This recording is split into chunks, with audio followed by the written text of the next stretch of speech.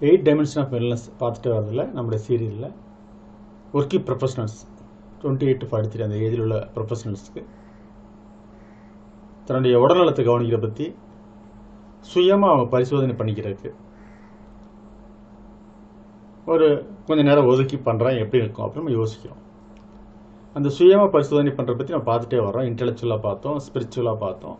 அதே மாதிரி இப்போ ஃபிசிக்கலாக ஹெல்த் எப்படி இம்ப்ரூவ் ஆகிட்டுருக்குன்னு ஒரு கொஞ்சம் நேரம் ஒதுக்கி அவங்க யோசிக்கிறது நல்லது. நான் ஒரு சிகிச்சையாளர் இருக்கிறனால எனக்கு இதில் இன்னும் அக்கறையாக நான் செய்கிறேன், வேறு ஒன்றும் இல்லை. ஏன்னா நிறைய பேர் கடுமையாக உழைக்கிறாங்க, ஒரு ஸ்டேஜில் கவனிக்காமல் விட்டுட்டு உடம்பை கவனிக்காமல் விட்டு ரிட்டையர் ஆனப்போ ரொம்ப கஷ்டப்படுறாங்க. மாத்திரை மருந்து நிறைய செலவு பண்ணிகிட்ருக்காங்க. சம்பாதிச்ச பணம் பூரா மாத்திரைக்கு போயிட்டுருக்கு.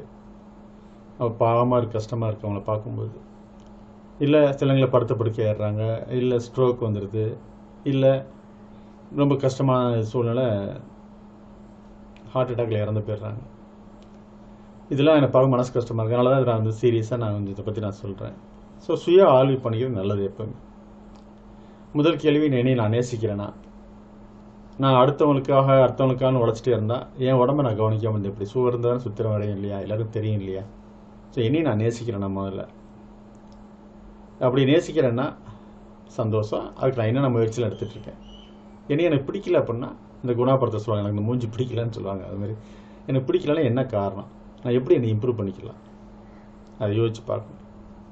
3வது, இதை நான் இன்றைக்கி அதிகமாக நான் நேசிக்கிறேன்னா அப்படின்னு யோசித்து பார்க்கணும். உதாரணமே நான் நல்லா யோகா பண்ணி பார்க்குறேன்னா, இன்றைக்கி உடல் மனம் அறிவு சார்ந்து எல்லாமே யோசித்து கரெக்டாக யோகா பண்ணுறேன்னா, சிங்கனைஸ் பண்ணி நான் பண்ணுறேன்னா அப்படிங்கிறத யோசித்து பார்க்கணும். இன்றைக்கி நான் வந்து இன்னும் இன்வால்வ் ஆகி ஆத்மார்த்தமாக செய்கிறேமான்னு யோசித்து பார்க்கணும். அது அப்போ என்னுடைய சரியான உணவை நான் சாப்பிட்றேன்னா, இன்றைக்கி சரிவித உணவு சாப்பிட்றேன்னா, சத்தான உணவை சாப்பிட்றேன்னா அப்படி பார்க்கணும். ஏன்னா என் ஃப்ரெண்டு கூட சொல்லுவார், எதோ வேணா ஏமாத்தல உடம்பை ஏமாற்றிடக்கூடாது அப்படின்னு சொல்லுவார். உடனே போட்டு காமிச்சிடும் அப்படிம்பார், வச்சு செஞ்சிரும்பார்.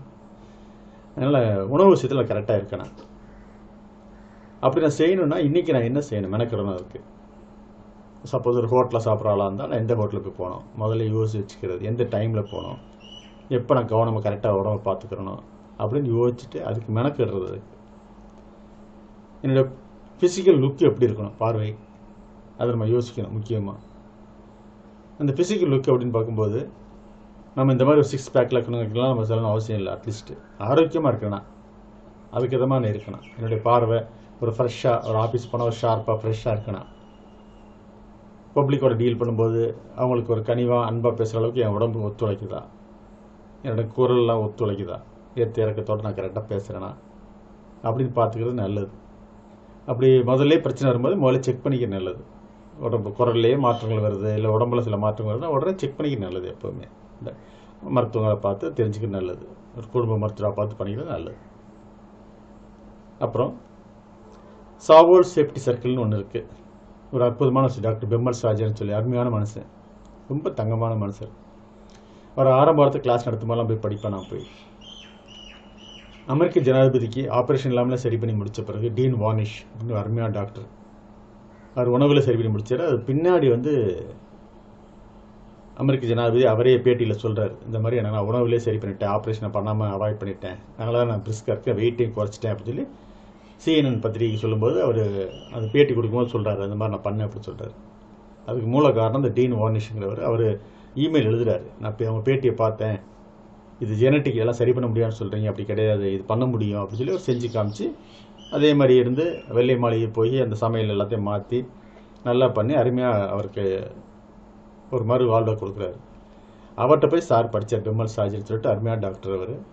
அவர் சமைச்சு காமிப்பார், ஆயில் இல்லாமல் எப்படி சமைக்கணும் அருமையாக செஞ்சு காமிப்பார். ஸோ அவர் ஒரு அழகான ஒரு பேராமீட்டர் மாதிரி போட்டிருக்காரு, சேஃப்டி சர்க்கிள்னு ஒன்று போட்டிருக்காரு. அதுக்குள்ளே இருந்தால் ஹார்ட் அட்டாக் வரான்னு சொல்லிட்டு 15 ரிஸ்க் ஃபேக்டர்ஸை அருமையாக போட்டு நல்லா பண்ணியிருக்காரு. நெட்டில் ஈஸியாக கிடைக்கும், பார்க்கலாம். அந்த மாதிரி நான் சேஃப்டி சர்க்கிளில் நான் இருக்கேனா என் ஹார்ட்டை பொறுத்தவரையில். அது மாதிரி ஐயா சொக்கலிங்க அருமையாக பேசுவார், எங்கள் சித்தியோடைய பேட்ச்மேட் அவர், டாக்டர் பெல்லாருமேன் கோயம்புத்தூரில் இப்போ மாமான டாக்டர். அவங்க எனக்கு ரொம்ப இன்ஸ்பிரேஷன். அவங்களுடைய பேட்ச்மேட்டு அவரும் அருமையாக சொல்லுவார், மகிழ்ச்சியாக இருக்கிறத பற்றி சொல்லுவார்.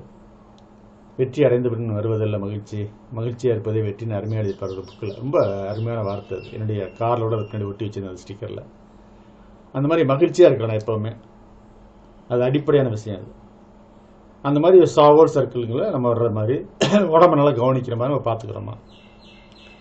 அப்போ என்னுடைய பேட் ஹேபிட்ஸ் எதாவது இருந்தால் நான் முதல்ல அதை ஸ்டாப் பண்ணுறேன். முதல்ல அது எனக்கு மட்டும் தெரிஞ்சிருக்கும் அந்த பேட் ஹேபிட்ஸ். உடனே அதை ஸ்டாப் பண்ணுறது. நைட்டு லேட்டாக படிக்கிறது, இல்லை நைட் லேட்டாக சாப்பிட்றது, எல்லாத்தையும் உடனே ஸ்டாப் பண்ணிடணும்.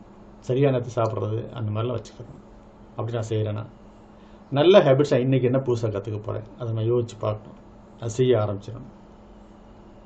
நான் இன்னும் சில விஷயங்கள் வச்சுட்டே இருக்கேன்னா அது விட வேண்டிய நேரம் வந்துருச்சா அப்படின்னு விட்டுணும். சில பழக்க வழக்கங்கள் என்னை பொறுத்தில் நான் பார்த்த வரைக்கும் நிறைய ஃப்ரெண்ட்ஸுக்கு டிஏபி, டிசிப்ளின் இன்டெலிஜென்ட் பீப்புள் டயட்னு சொல்லுவாங்க.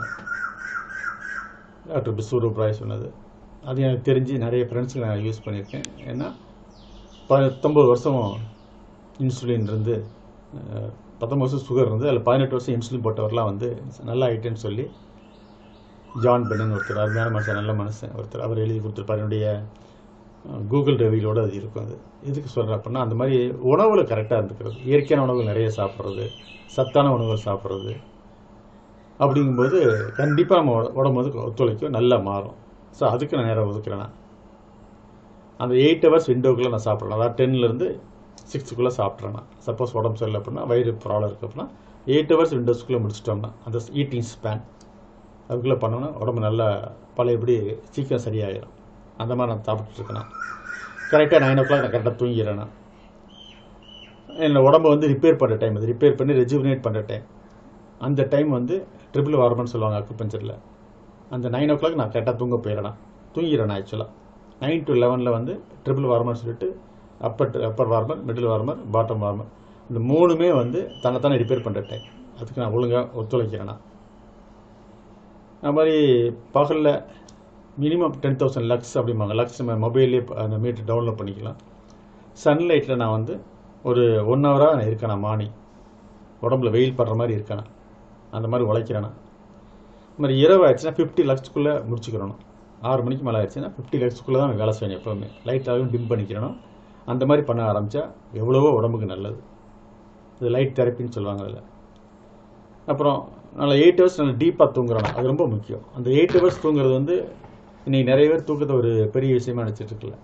அதோட பாதிப்பு மிக கடுமையாக இருக்குது.